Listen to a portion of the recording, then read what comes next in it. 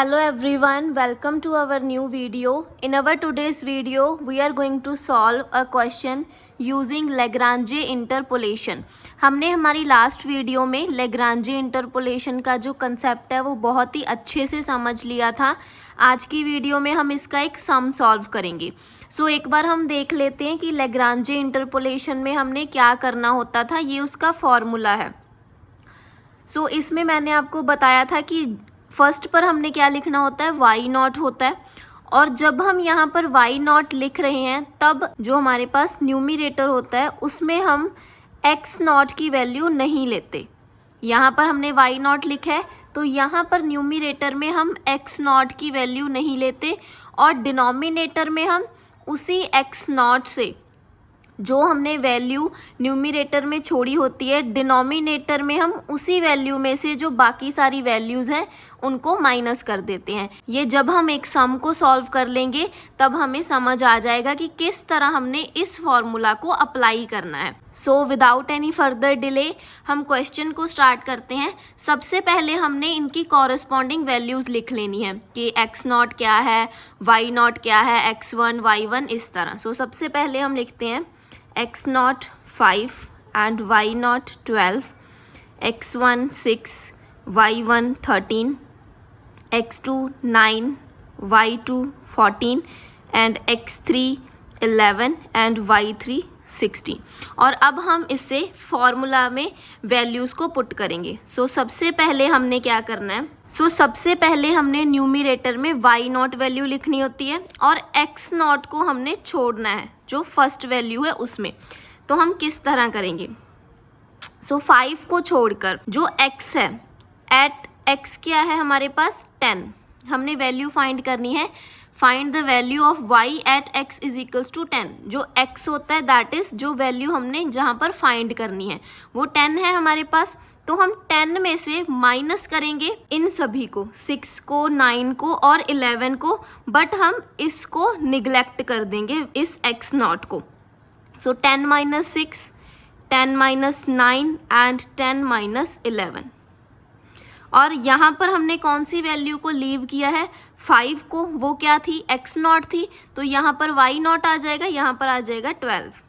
अब डिनोमिनेटर में क्या करना होता है, जो हमने वैल्यू को पहले निगलेक्ट किया होता है उसी में से हमने इन सभी को क्या करना है, सब्ट्रैक्ट करना है. तो हम कैसे करेंगे, 5 minus 6 and 5 minus 9 and 5 minus 11. ये हमने अब एक कर लिया जिसमें हमने x नॉट को क्या किया था, निगलेक्ट किया था, y नॉट लेकर चले थे और अब हम y1 लेकर चलेंगे. तो यहाँ पर हम क्या लिखेंगे, यहाँ पर हम पहले ही लिख लेते हैं y1 जो हमारे पास 13 है. तो हमने x1 को छोड़कर बाकी सभी में से माइनस करना है, x में से माइनस करना है, x माइनस x नॉट करना है, x माइनस x नॉट करना है, x माइनस x2 करना है. 1 को हमने क्या करना है, निगलेक्ट करना है यहाँ पर. तो हम x में से माइनस करते हैं 10 माइनस 5 क्योंकि यहाँ पर हमने इसको छोड़ना है. 10 minus 9 and 10 minus 11. Than denominator में हमने क्या करना है, जो हमने वैल्यू छोड़ी थी, कौन सी वैल्यू, x1, उसी में से बाकी सभी को माइनस करना है. 6 minus 5 and 6 minus 9 and 6 minus 11. इस तरह हो जाएगा. और अब हम थर्ड वैल्यू को लेकर चलेंगे y2 को. y2 हम लिख लेते हैं 14. इसके सामने अब हमने x2 को लीव करके बाकी सभी वैल्यूज़ में से माइनस करना है, 10 में से माइनस करना है. 10 माइनस 5 जो हमने यहाँ पर लिखा है, x में से हम x नॉट माइनस करेंगे, x1 माइनस करेंगे, बट यहाँ पर हम x2 को लीव कर रहे हैं और फिर x3 माइनस कर देंगे. 10 माइनस 5 एंड देन 10 माइनस 6, यहाँ पर हमने 9 को छोड़ना है, देन 10 माइनस 11. और अब डिनोमिनेटर में हमने क्या करना है, जो वैल्यू को छोड़ा था, 9 को छोड़ा था, उसमें से हमने बाकी सभी को माइनस कर देना है, which is 9 minus 5, 9 minus 6 and 9 minus 11. और अब हमारे पास लास्ट है y3. y3 हम लिख लेते हैं 16. अब y3 के सामने x3 क्या है, 11 है. 11 को छोड़कर हमने 10 में से इन सभी को माइनस करना है. 10 minus 5, 10 minus 6, 10 minus 9 and than denominator में हमने जो वैल्यू को छोड़ा होता है उसमें से माइनस करना है बाकी सभी वैल्यूज़ को. सो 11 माइनस 5, 11 माइनस 6 एंड 11 माइनस 9. तो ये वैल्यू यहाँ तक आ जाएगी. और अब हम इन्हें क्या कर लेते हैं, कैलकुलेट कर लेते हैं. सो हम कैलकुलेट करते हैं. 10 माइनस 6 4, 1, देन माइनस 1, डिनोमिनेटर में 5 में से 6 माइनस 1, 4 एंड देन माइनस 6 और 12, then 10 minus 5, 10 minus 9, 10 minus 11, 6 minus 5, 6 minus 9 and 6 minus 11. Next हमारे पास है 10 minus 5, 10 minus 6 and then 10 minus 11. फिर 9 माइनस 5, 9 माइनस 6 एंड 9 माइनस 11 और इसके साथ हमारे पास 14 है. फिर 10 minus 5, 10 minus 6 and 10 minus 9, 11 minus 5, 11 minus 6 and 11 minus 9. सो अब हमने क्या करना है, यहाँ पर हम कट कर सकते हैं, उसके बाद हम कैलकुलेट कर लेंगे.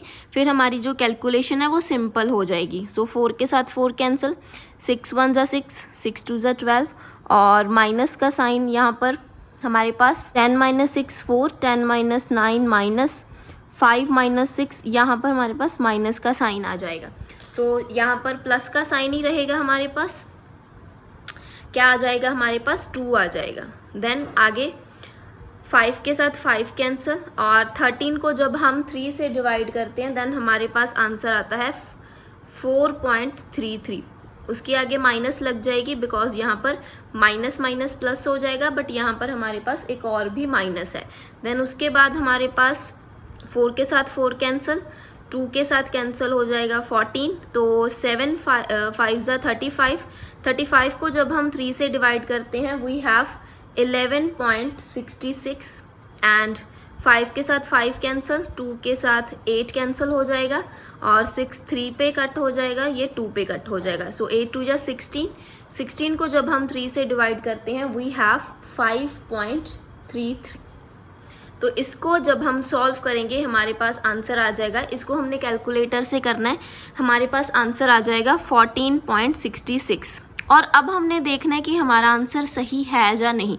मतलब अगर हमने बेसिकली ऐसे ही सीधा ही देखना है तो हमारे पास जो वैल्यूज़ थी 9 की वैल्यू क्या है 14 है, 11 की वैल्यू 16 है, 10 यहाँ पर लाई करेगा तो हमारी वैल्यू आई है 14.66 विच इज़ करेक्ट, जो इन्हीं के बीच में लाई करती है. So this is all about Lagrange interpolation. I hope आपको समझ आ गया होगा. इसमें हमने सिर्फ यही ध्यान रखना है कि जब हम यहाँ पर वैल्यू लेकर चल रहे हैं, जैसे यहाँ पर हम y4 लेके चल रहे हैं तो हमने न्यूमरेटर में x4 को नहीं लेना और डिनोमिनेटर में हमने उसी x4 में से सभी वैल्यूज़ को क्या करना है, माइनस कर देना है. सो ये जब हम सॉल्व करते रहेंगे सम्स, जब हमने 5-6 सम सॉल्व कर लिए हमें अच्छे से ये मेथड है जो आने लग जाएगा. But still if you have any problem then you can ask me, I will be happy to help you.